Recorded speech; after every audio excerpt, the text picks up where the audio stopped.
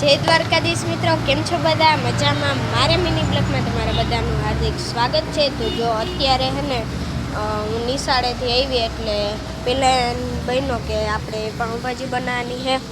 એના માટે આપણે રીંગણા, ફુલાવર, વટાણા, બટેકા એ બધા આપણે બાફવાનું છે. ચાલો આપણે બાફવા મૂકી દઈએ. તો જો મસ્ત મજાની આપણે ટમેટા અને ડુંગળી એ બે આમ ગ્રેવી કરી નાખી છે. આદુ અને મરચાંની પણ કટિંગ કરી નાખી છે.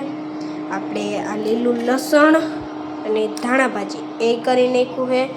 હવે આપણે ભાજી બનાવવાની છે ને આપણે મસ્ત મજાનું બટેકા ને વટાણા, ફુલાવર ને રીંગણા ને બધું બફાઈ ગયું છે એ રાખ્યું છે.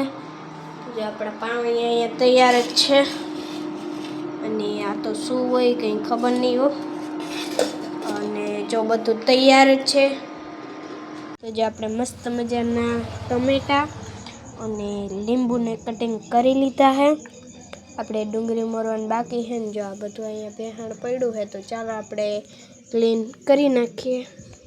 તો જો મસ્ત મજાનું આપણે ક્લીન કરી દીધું છે. અને જો અત્યારે અહીંયા ડુંગળીનું કામકાજ ચાલુ છે નહીં. જો આપણે રડતા રડતા ડુંગળીનું કામ ચાલુ રાખ્યું. અને આપણે અહીંયા મસ્ત મજાની ભાજી તૈયાર છે. હે ના તાર ખાવું ને હમણાં પાઉંભાજી ખાઈ ને હાલો જોજો દગીએ અટ્ટીને. જે મસ્ત મજાના પાઉં પણ શેકવાના તૈયાર થઈ ગયા છે. અને જો પપ્પાએ આવી ગયા છે અત્યારે. જો અને આપણે અહીંયા હવે ખુશાલીને ને કિશુને લઈ એક ડીશ લઈને જો મસ્ત મજાની આપણી ડીશ તૈયાર છે. જો આપણે કિશુને ને ખુશાલીને બેને ખવડાવવા બેસવાનું છે.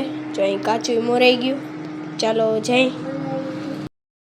જો તમને ભાવતું હોય તો એકવાર લાઈક કરવાનું ભૂલતા નહીં. જય દ્વારકાધીશ, જય મુરલીધર.